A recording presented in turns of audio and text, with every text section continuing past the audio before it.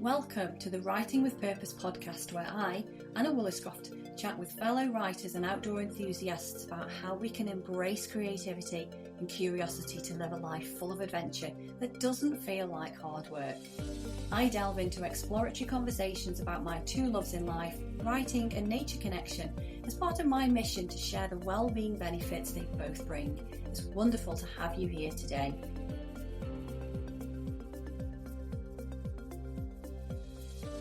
In today's episode, I'm chatting with Rebecca Banks from Community Forest Services about nature-based courses, community engagement, creative expression, those beautiful micro visits to nature, and the role that nature plays for mental health.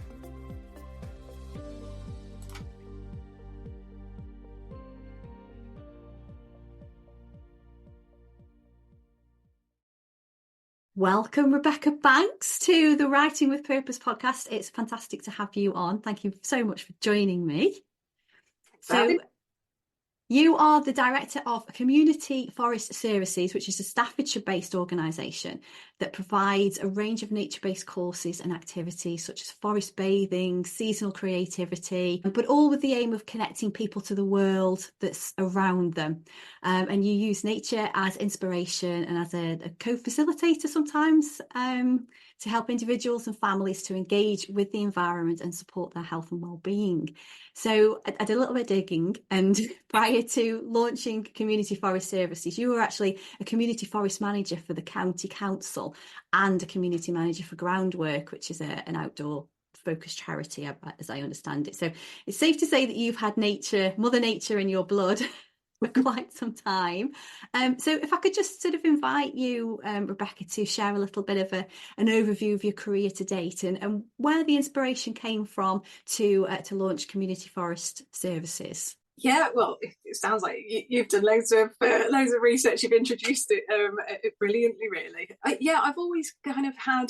It sounds so kind of cliched, really, to say I've always had a love of nature, but it is true.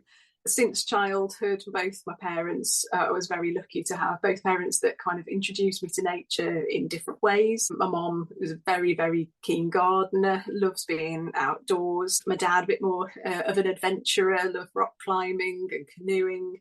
So I wouldn't say I'm good at any of those things, but it definitely introduced sort of a love of nature early on, which progressed through to me taking relevant qualifications at university. I love the idea of how people and place can kind of interact, looking at how they can shape and influence each other. And so Groundwork was a brilliant kind of training ground to consider the environment, especially in kind of more urban places, and the benefits that nature can bring in those sort of more challenging places, really. And then moving from there from working sort of in very deprived areas around Birmingham and the Black Country across to Staffordshire was quite a change of pace. But the Forest of Mercia was, again, brilliant sort of place to look at how regeneration can impact communities and how the people around the area can kind of support then the woodlands that were growing up and enjoy the spaces that had been created through that regeneration project. Community Forest Services was then born out of Forest of Mercia was externalised from the council and moved it to a separate project. As with so many environmental sort of schemes around the country, funding tends to be kind of an issue at times, sometimes a motivating factor.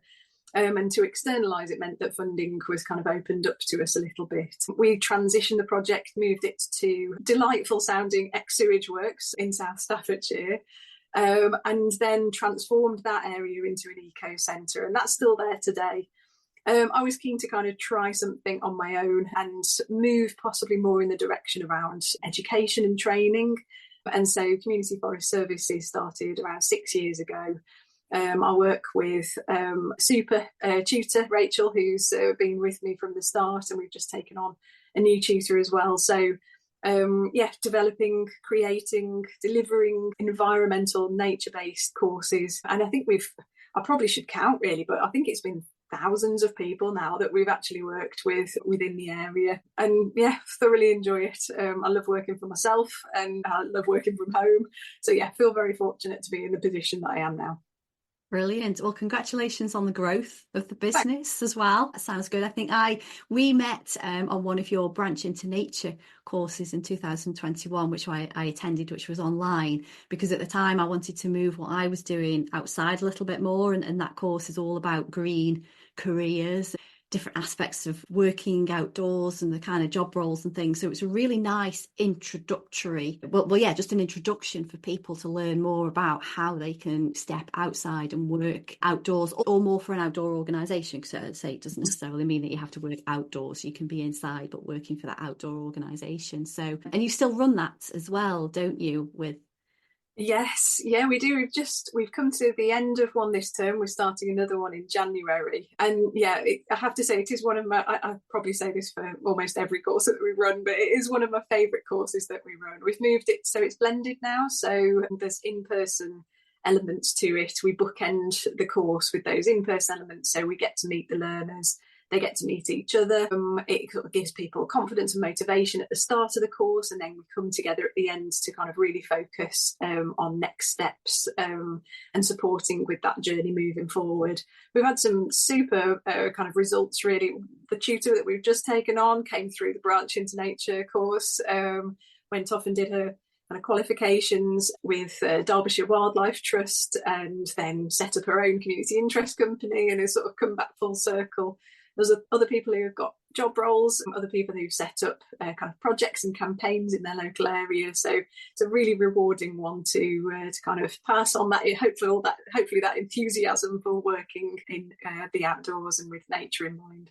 Yeah, definitely. And I do remember that it was very rich in terms of information and ideas that were shared. So, at 3 years on, almost 4 years on now, that's, I imagine, is just even more. So, and it's lovely to hear that people have kind of, been inspired by that, and they've gone on to do more learning, and, coming back to you as well is fantastic. Definitely. It's all credit to them, really. And feedback from learners, we're continually evolving as an organisation, but the courses, we're very reflective with how we kind of develop the courses, really proactive with how we listen to what the learners are saying. So we're always kind of changing how we deliver, or what we deliver, the content of it, to hopefully meet the learners' needs.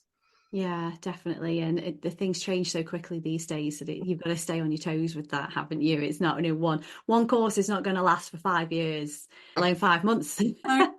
And we're always trying to think of new content as well, so, new courses which encourage different people to kind of approach the environment and nature in a different way. So one that's been great recently is a Focus on Nature course, which looks at nature photography. Now, we're not professional photographers, but it's literally about sort of that creative practice, really building up that creative practice of using your phone in different ways, or your camera in different ways, and taking those steps to approach the outdoors and the space around you and see it through a different perspective. So, and yeah, just to get out, really, and to gain all the lovely benefits that you get from being outdoors regularly through the seasons. So that's been a really nice one to sort of approach things in a slightly different way. Yeah, I love taking photos. Most of my photographs are of an outdoor landscape, or the sunset or the sunrise or clouds. I love cloud. I mean, it's just white sky today, it's very misty, but when the clouds are actually looking playful, and there's shapes and textures and all sorts of things in the clouds, I love that sort of thing. And now we're recording this in autumn, and it's such a rich landscape of colour out there with golds and oranges and browns, and it's beautiful. So I can imagine that that's a really popular course. And then you do ones for families as well, don't you? So you've got some seasonal ones which are running at the moment, some creativity ones. And do you find that do you do more with the individual, or do you do more with families? Is there sort of more of a target? I know you're all about accessibility and offering these experiences and activities, courses for as many people as possible, but do you tend to find that there's a certain age group, or what's the word, demographic, that are interested?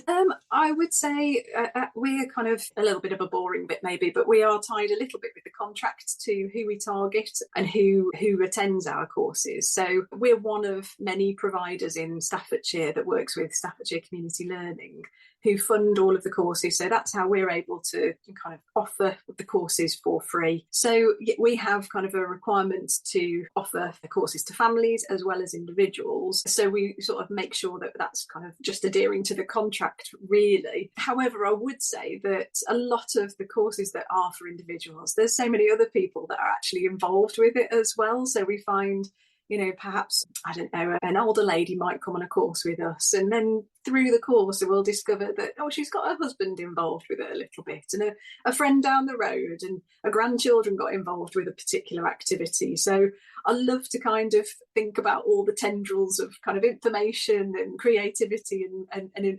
inspiration, hopefully, that are kind of moving beyond that specific learner as well. So but yeah, we've got 2 courses that sort of are focusing on the seasons coming up, like you say. The Secrets of the Season, which is a winter-based one, which we're hoping to repeat in other seasons as well. And then our Seasonal Creativity in Nature as well. So, which, again, I'm going to say, they are 2 of my favourite. I love this. The Secrets of the Season is a brand new course for us, and we have thoroughly enjoyed creating it. It makes me feel all kind of cosy and just really seasonal.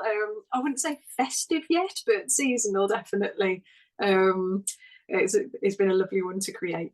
Yeah, and I think that's part of the journey as well, isn't it? You having so much fun creating it for other people, and then being so enthusiastic and passionate about that when other people come and go through it as well. And yeah, and I think it's just a great way of kind of talking about how people can get so connected and mindful with an activity that they really enjoy. The older lady sharing it with the husband and the grandchildren, she clearly enjoyed every aspect of what she was doing, otherwise she wouldn't have shared it, would she? And it's lovely to see that just being passed on. And I think especially now in sort of Western society, if you like, we're becoming more disconnected from nature, and any way that we can get access to it is beneficial. And if that's an online course introducing us to activities and things we weren't aware of, or just bringing a plant into the office, or I see you've got a really nice big plant on your bookshelf there, have you? It didn't start. It's one of my main plant successes. I'm not always very good with plants, but yeah, I like to showcase that one behind. I've got a little one here, a grass one, and I did have an aloe vera, but it's downstairs at the moment. It just I separated it.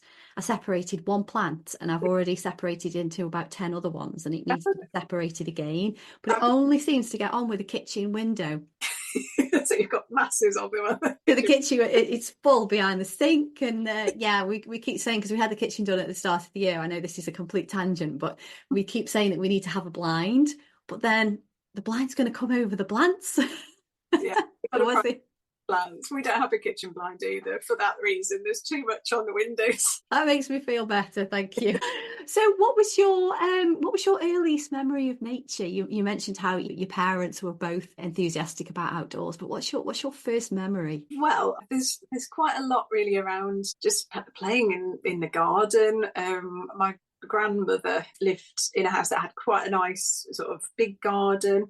And I just remember lots of Sundays kind of messing about it with a pond, looking at the tadpoles and tiny frogs, and exploring up the bottom that was always kind of left a bit, of a mess, really. But yeah, such a lot to kind of explore. But I do have, if it's okay for me to read, I did for a personal learning journey around creative nature writing. And I do have an early memory that I've written down here. So would that be okay for me to share? Yeah, perfect. Yeah, I think that's a nice plug for nature journaling as well, isn't there? Having a little book and going out there and drawing and writing about what you see. Definitely. Well, this was without sort of, I hope it's okay for me to say, I think it was a Field Studies Council one. And again, it was an online course. I was keen to see what it was like to be an online learner, obviously appreciating that many of our courses are online. And yeah, it was super. I would thoroughly recommend it. So this is called Freewheeling. I am face down, my body strewn across the mossy embankment, my hands covered in mud, the taste of dirt on my tongue. We cycled these routes so often, getting up early on Saturday mornings, heading off before breakfast. We would ride for hours, it seemed, as the sun's soft rays fought through the clouds, to be rewarded with an alfresco picnic breakfast. in brackets, a bowl of cornflakes, eaten from the comfort of the boot of the car. It had been spectacular, a freewheeling, body-flipping somersault of a fall. I had been earnestly trying to keep pace with my sister and dad, yet I was trailing behind, and the dark whispers of the dense forest tickled my spine. What lurked within these woods? I had heard tales that black panthers roam the chase, and my mind took me to the brownies and goblins of Blyton's tales. So I pushed a little harder, feeling every stone and crevice as I picked up speed, the bottle green pine trees blurring. It was exhilarating, flying along on the cusp of losing control. But their bikes were superior to mine. They had gears. My little pink bike had only a comical hooter, which I pressed every so often, to provide an encouraging honk like a goose in flight. Yet I didn't even have a chance to sound this alarm before my front wheel dipped, and I careered over the handlebars and into the wayside. Thick fronds of bracket reached to catch me, their verdant scent filling my mouth as I let out a small cry. The momentary ringing in my ears drowned out by the agitated chink, chink, chink of a blackbird interrupted. I am face down and my tears fall. A droplet of blood percolates the earth. I am part of this forest. Wow. Oh, that was beautiful. Thanks. It's really indicative of kind of everything that was about when I was little, really, and yeah, spent a lot of time on Cannock Chase, a lot of time falling off the bike. But yeah, just feeling really that connection early on. That yeah, it was a place of peace, a place of excitement, a place of like nervousness almost occasionally, and sort of exhilaration. So yeah, just somewhere where I wanted to be a lot, really. Yeah, and I think you brought a lot of those emotions out in that as well, because I know Cannock Chase as well, and for those listening that don't know, it's quite vast forestry, isn't it? Is it National Forestry? It's Forestry England, sorry. Well, there's different sort of patches to it, but it's Forest England, yeah. Yeah, and it's also an area of outstanding natural beauty as well, isn't it? I know Countryside Charity do their stargazing count there every year. So yeah, no, I was kind of with you on your little pink bike because you were going along, and I'm not good on a bike. I never had a bike as a child, so I would be toppling over my handlebars pretty often as well. But no, that was great, and you're a great writer as well. You should write more. Thanks. Well, I do enjoy writing. It's just, well, it's the age-old thing of other things take priority, and it's difficult sometimes to put something like that feels maybe indulgent, I suppose, to the top of your to-do list when you've got a bunch of other things that kind of, tax returns or bits and pieces for various folk. But yeah, it's a shame. I do love writing, though. It's a real enjoyment to me. Yeah, it's the joys of running a business, isn't it? And a small business as well, when you have to do a lot of everything. You've got a lot of caps and hats that you keep changing. No, I know what you mean by the sort of indulgent side, because but I think, speaking to a lot of other writers as well, they write for themselves first. And then, whatever happens with that piece afterwards is, potentially beneficial to other people as well for, entertainment or learning. And of course, you create a lot of the courses as well. So, you are writing and sharing for other people too. Yeah, it's a nice sort of, we always kind of are looking at new courses that we can deliver, because the creation process of developing a course is probably one of the most enjoyable aspects of it, really. Getting it right, getting the flow of the learning right, the themes sort of to work and to knit nicely together to form that kind of whole course. It's quite a satisfying kind of project to work on, really. Yeah, and then when you see the outcomes of people taking it, it's all been very worthwhile. So aside from work and your childhood memories, what role does nature play for you personally, and how do you connect with nature? I would say I'm quite a boring person with nature in a way. I've kind of worked out, I think, what I like doing in nature. So the ways I kind of connect. I think over the years I've sort of just seen it as a constant, or as a kind of like a, that friend that's kind of always there, or a family member that you don't maybe talk to every day, but they're always there in the background, and you always know it's sort of there to support. And there's been plenty of times when I've kind of really reached out and needed to be in nature, felt that kind kind of just needs to be outdoors, outside, kind of connecting with it in some way, being physically active, kind of completely distracted. That's been kind of really helpful, I think, at times when maybe my mental health hasn't always been so good, or something, other things are going on, you're grieving about certain things in your personal life. So it's really been, that constant for me. And now I think I choose really quiet ways of connecting to nature, gentle ways that sort of really suit me. So I've got kind of friends that do wild swimming or go hiking or rock climbing. I am not I love the idea of that, but I am not an adventurer like that. I mean, as I say, falling off my bike's probably as adventurous as I've got outside. But just things like taking the dog for a walk, regularly stepping outdoors. If I've got a cup of coffee, I might just step out, take a few breaths, we call them, and this is what we encourage people to do kind of regularly, just little micro visits of kind of making sure that you've got that kind of time outside, even if it's just for 30 seconds, even if it's just for a minute. I like doing a little bit of foraging for craft as well as cookery. I'm not a confident forager for food, but I'll give it a little go if it's something that I'm 100% about. So I have my things through the season that I think, it's time for that, and it sort of takes me through the year, which is always really nice. But and I like doing a little bit of writing, maybe even taking a book outside sometimes. Again, one of the activities that we encourage people to try as part of the courses that we have for new parents and carers, the Baby Loves Nature courses.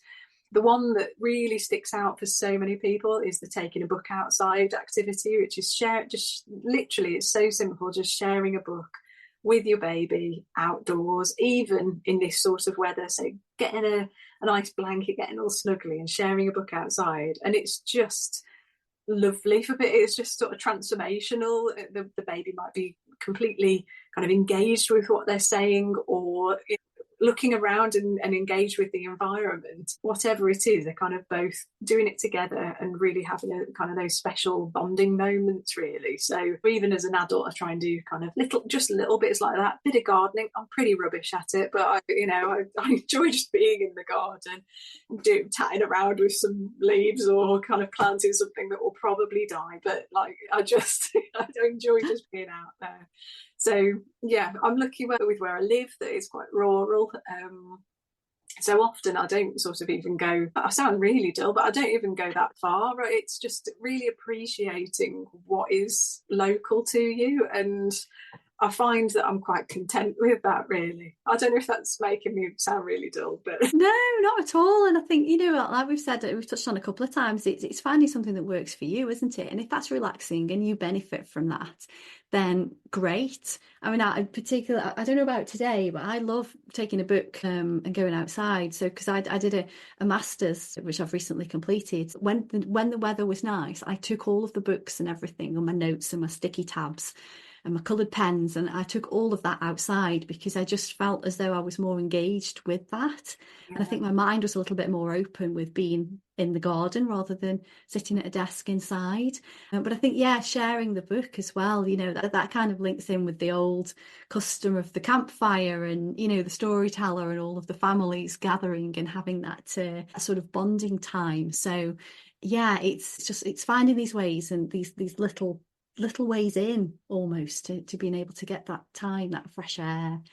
Definitely. And often, if you can, what we advocate is for a lot of people, like you've just said, time is a really, really precious, isn't it? Not many people perhaps have got 2 hours to go and forest bathe each week, but they might have 10 minutes where they can step outside and enjoy their garden with a cup of coffee or whatever. So like you say, we're really, really keen to kind of make things accessible and achievable for people.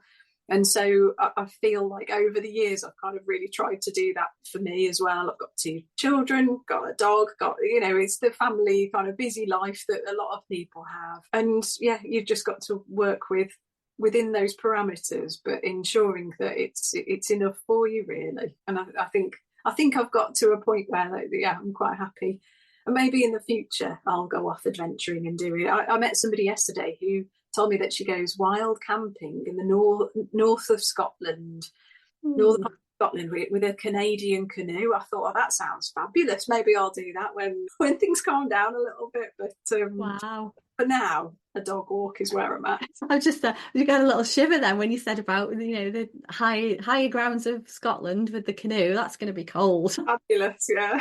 Yeah, I mean, I totally understand what you said there because about 6 years ago, maybe just over 6 years ago, although I lived quite remote, I was close to Four Ashes, Carpheath way, so I was quite in the middle of nowhere really. But I was a workaholic. I never went outside at all, and then I started to realise that I did go through a sort of burnout stage, but there was a canal not far from the house, so I did have to force myself, I would say, to actually go outside because when I first started doing these walks and I could do a little loop, which took me about 25 minutes. So I used to think, okay, well, I could do that at lunchtime. Plenty of time to do work in the morning, plenty of time to do work in the afternoon. I'll go at lunchtime. But I was I was very conscious that I was not checking my emails just during that 25 minutes, which is, very short space of time, really. And people can wait for 25 minutes. So that was kind of my little introduction to get back. And I think every year I've sort of got outside more, and I am quite an adventurer now. I do not wild camping. I've tried the wild swimming. I go on regular hikes with not on my own but with other people. But equally, I love just as much to sit on the wooden chair outside with a book or a coffee. And I think sometimes it's when you were talking about those little 5-minute segments of just stepping outside, it's almost thinking, well, what do you normally do in that instance? And we all have probably a hot drink or something like that in the morning, Yeah. but do you sit there or stand there and scroll through your phone or watch the news? Well, why not go outside instead and have some of that positivity of nature instead of being glued to a screen, which isn't best for our well-being. Definitely. And I think a lot of people probably know that, they know this. It's not, I feel like our courses often, it's sort of, we're not necessarily telling people a lot of stuff that they maybe don't already know. It's more about giving people permission to try things in a different way, or just that prompt to kind of a reminder to sort of, perhaps approach the day in a slightly different direction, or integrate something that they might not have otherwise done, start a conversation that might have gone by the way otherwise. So, it's I think we always kind of feel like our courses are really great first steps into moving into, maybe something more regular outside. You might think, oh, I've really enjoyed that course. Now I'm going to maybe go and do some willow work somewhere, or some volunteering on a site somewhere. There might be courses where it's more in person or outdoor based, that then kind of through our course we really hope people kind of either explore those options, or equally we find continue their journey independently or as a family. I think that's equally as important. Or just, we were talking the other day about the importance of maintaining the kind of skills and interests that you have. It doesn't always have to be that you're progressing onto something else. Sometimes it depends what is happening in your life and what stage of life you're at, perhaps. But sometimes it's enough to just be engaged with things, enjoy it, have some fun, and that can be enough too. So we're very much about making it work for the individual or for the family that are involved. Yeah, I think you said a couple of key things there. One, having that permission to slow down and take a little bit of time for yourself. I was talking to somebody the other day, and her sort of ethos is making time for yourself, just slowing down a little bit. And actually it's okay to not be constantly on the go 24/7. And I think enrolling in a course where you almost just need somebody to say that that's okay, and then, oh yeah, okay, I'll do that. And because you're with other people and there's that sort of community element there, and everyone's encouraging each other to carry on and to do these things. And I think as well, you mentioned explore there, but you mentioned exploring a few times earlier as well, which again I think is quite key, because if you keep an open mind and you're curious about things and you want to explore something, then that's where the enjoyment of it comes in, and it gives you the motivation to carry on as well. So loads of kind of elements there that tick the boxes. Very much so, and I think what you just said there is it's we see that so much. We've just started doing forest bathing courses, like you said at the start. We've done ones that are online for families, so supporting children and young people perhaps who are experiencing some difficulties, challenges, mental health challenges. The ones that we've done for adults, open to anybody. I think I'm going to say 95% female coming, and the emotion that comes out at the end of the day, I like to think that some of that is to do with the content of the course, and that it sort of is, quite inspirational.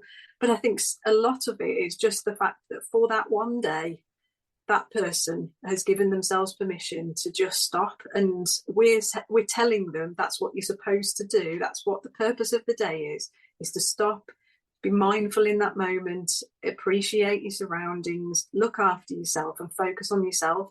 And it really sparks some emotion with people, and I can totally resonate with that, because you're on this treadmill so much of the time, aren't you? And I think especially, I don't like to kind of stereotype, I think women can be very much the person kind of who takes on the role of kind of making sure everybody's up and out in the morning, working themselves, maybe supporting older parents. There's so much there that kind of is difficult, really, and sort of takes up so much time, that having that permission and that space just for yourself for a short while, I think can be really, really beneficial. And that is something that I try and kind of remember for myself as well, although it can be a bit of a challenge sometimes, as I'm sure you know. Oh, yeah, for sure. And I think as well, we, women, again, not saying that it's just women, because it isn't, it's across the board, but we tend to overthink a lot, and there's a lot of stuff going on in our heads, and we sort of lead from the head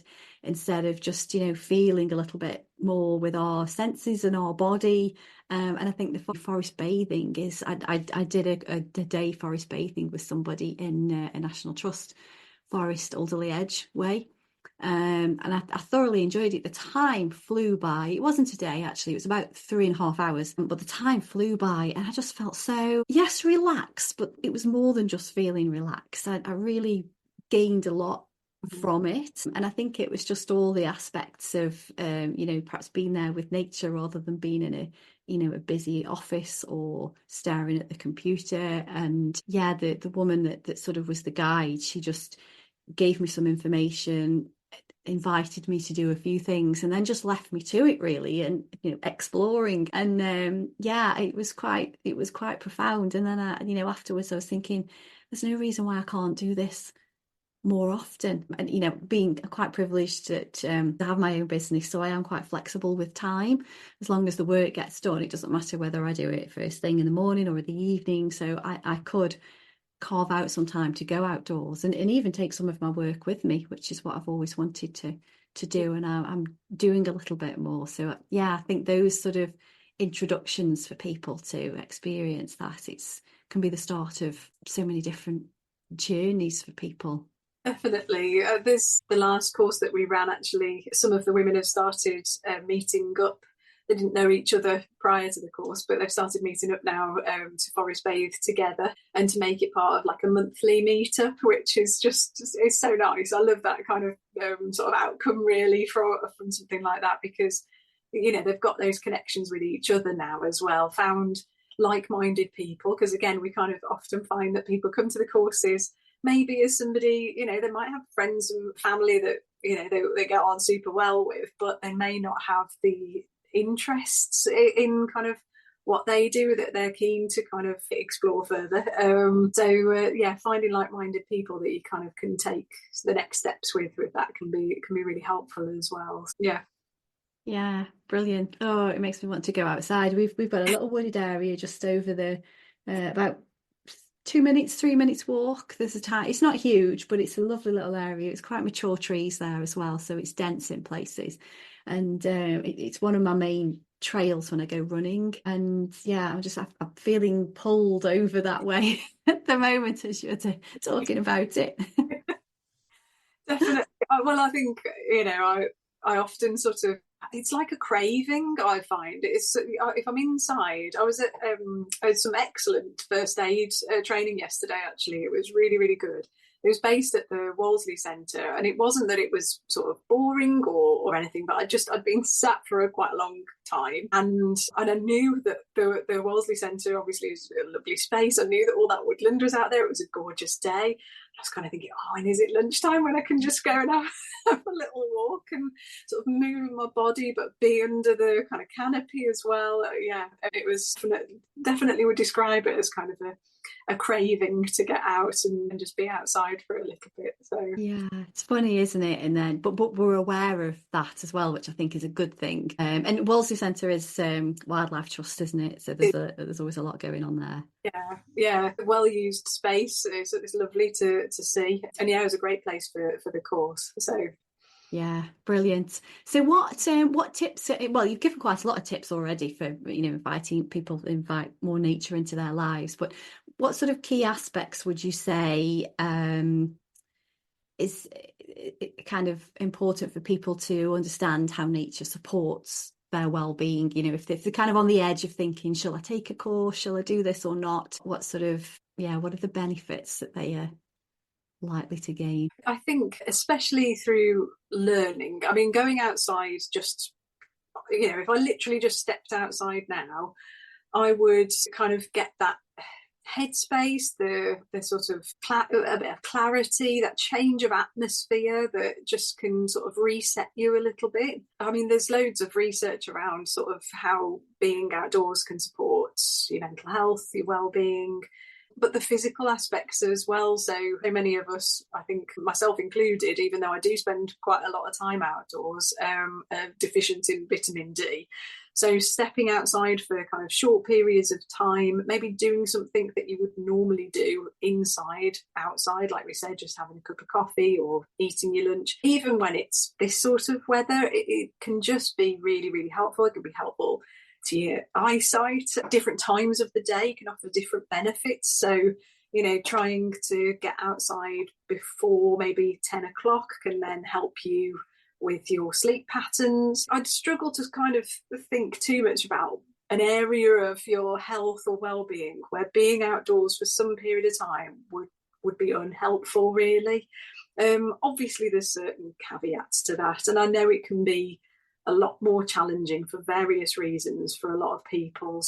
We always say, even with the courses that are designed to take people outdoors, if that isn't possible, there's always ways of kind of adapting things to make it work for different individuals. Making sure that you buy an open window, just placing a chair near a back, just so you've got some of those benefits of kind of being near nature, being near the outdoors.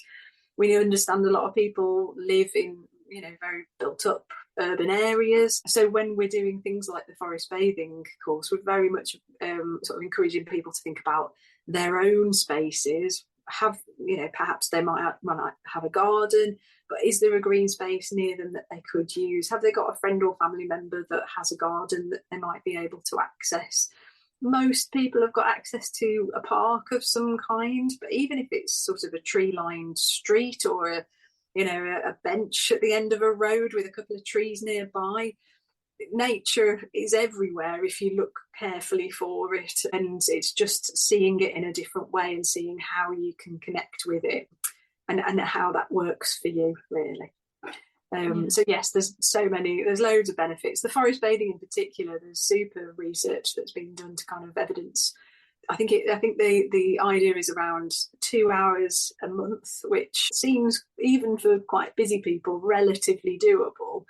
I think that there's benefits to that can kind of far outweigh medication, sort of blood pressure medication, for supporting people with physical illnesses. So yeah, I think there's masses out there that it can benefit. And if you ask most people, they would probably sort of innately know all of that anyway. But sometimes it's really helpful to have a bit of science and research behind these things. Can help with funding and policy and all of that business, can't it? But most people, if they're comfortable, if they can access the outdoors, most people kind of feel like, there's lots of sayings, aren't there, like blowing the cobwebs away, that's really blowing the cobwebs away. That's probably, if you look at the research to do with, your mental health and the clarity of thought, and going for a walk can be so great for your creativity. But it's stuff we know, but maybe it can be useful to kind of package it in different ways, I suppose, and read about it in different ways. Yeah, you've given loads of examples there, and the blowing the cobwebs away, it's going to have some really ancient meaning, isn't it? It's come from something that's very tangible. Yeah. Yeah, Yeah. I'm sure there's loads of other examples like that as well, where it's it's how you feel, isn't it, when you're out there. Personally, there's nothing, especially at this time of year, just feeling kind of the fresh air on your skin. It's just so invigorating.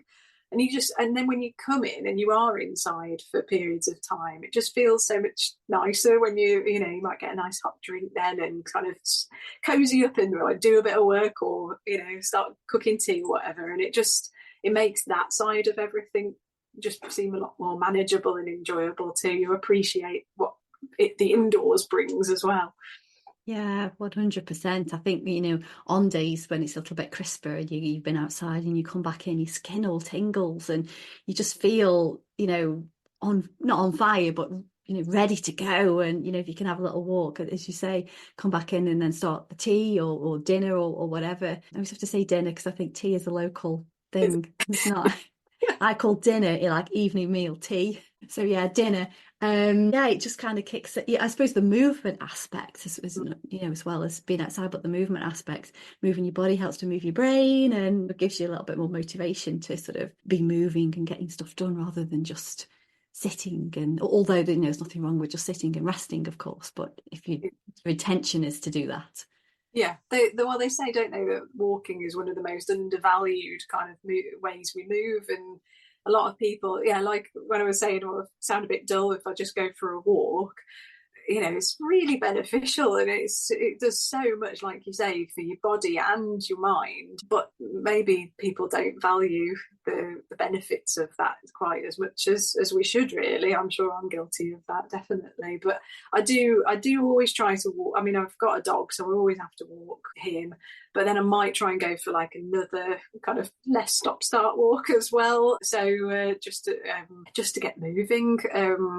And I definitely feel the benefits of that. So yeah, just breaking up the day a little bit. So brilliant. Well, so how is the best way for people to reach you if they want to learn more? And then we're coming close to the end of the year, and then there's a new year starting. So what does 2025 hold for you? Oh, well, so if people want to reach us, then the best place really is Facebook. We have a page on there, which if you search for Community Forest Services, it'll come up. So if you follow the page, I always post on there kind of new courses that we've got coming up. If anybody wanted to join our newsletter, we send out a seasonal kind of monthly update with a few things to try, but also the courses that we're going to be doing that starting that month. And so anybody's welcome to join that. And the email address is communityforestservices@gmail.com. And if people just pop that they want to be included on the newsletter, that would be great. And there's also a directory for all of the provision of community learning in Staffordshire. So again, if you kind of search for Staffordshire community learning, then a directory will come up. And you can search for courses then sort of specific to keywords, locations, so you can find a course in a whole host of different things. Staffordshire are excellent at putting funding behind courses that are linked with nature and the environment. So there's a few of us providers who deliver similar type courses, or perhaps in different ways. So it's definitely worth looking at, and anybody in Staffordshire can attend up to 4 courses fully funded per year, per academic year. So I'm always telling people that there's so much out there that's so expensive at the moment. So I kind of think, definitely access stuff that's free if you can. And that's one of the great things out there that is. 2025. So yes, we've got our term 2 courses all organised now. So we've got Branch into Nature, which will be starting in January, and the in-person sections of that will be running at the Globe in New Toxeter this time. And so hoping that will encourage people kind of east of the county a little bit to come and access that one. And we've got our Baby Loves Nature in the winter course starting in January as well. which is always a lovely one. It's the most challenging time of the year, I think, to get out with a little one, but it's always really well attended, and I think people get an awful lot out of this course in this season in particular. Then we've got a very long course title name, Going Wild for Random Acts of Kindness Week. So that falls in February half term. So that's a family course where we encourage people to kind of think about being kind to the planet, kind to themselves, kind to their communities, with an in-person day which will be at Marquis Drive at Cannock Chase, hopefully, and then some kind of acts of kindness to try throughout half term too. It's a lovely one. We normally provide saplings for people as well, to kind of plant as part of that week. Got a forest bathing course coming up, that will be in March when things hopefully warm up a tiny bit, and a creativity in nature course. So we've got the seasonal one that's about to start, but then we have a general one that's great for any time of year, and finally an awesome animals course as well, which again is one of our family courses, which encourages families to kind of explore animals close to home, so pets and wildlife that you might find in your local area. And then through the course, we move to kind of look at a more kind of worldwide perspective of it, and linking in some elements around climate change and sustainability too. So yes, that's what's coming up work-wise. So that'll probably keep me quite busy, I should think. Yeah, it sounds like it. And there's lots of variety there as well. You know, if people are interested in a certain aspect, or if something's happening in their life at the moment, particularly with the baby one, then yeah, there's lots to choose from. Apart from the baby one, I would probably do them all. I don't know if I'd be classed as Staffordshire though. It's a Staffordshire postcode, but I'm a Cheshire council. Okay. It does depend on which local authority you're under. So the way we normally say to people is, check who collects your bins or who you pay council tax to. If it's a Staffordshire authority, unfortunately it's not Stoke-on-Trent, but if it's Staffordshire, then you're fine. Yeah, no, I'm Cheshire East now. That's the council, Cheshire East. So unfortunately, you have to run some in Cheshire as well. But we did look at extending what we're doing into different local authorities. It depends how they run their community learning as to whether their opportunities are there. But we do often say if people are interested and they come from outside of the funding area, to get in touch anyway. If it's an online course, there might be scope for us to pop you on. Sometimes we might need to ask for a small fee to kind of cover some of the costs associated with that. But yeah, we have done that in the past, so it's always worth contacting. Yeah, brilliant. Well, thank you so much for your time, Rebecca. It's been lovely to chat to you. And yeah, thank you for sharing your own words and the courses and, your sort of experience and how you've developed the community forest services. It's been an absolute pleasure. Thanks very much for having me.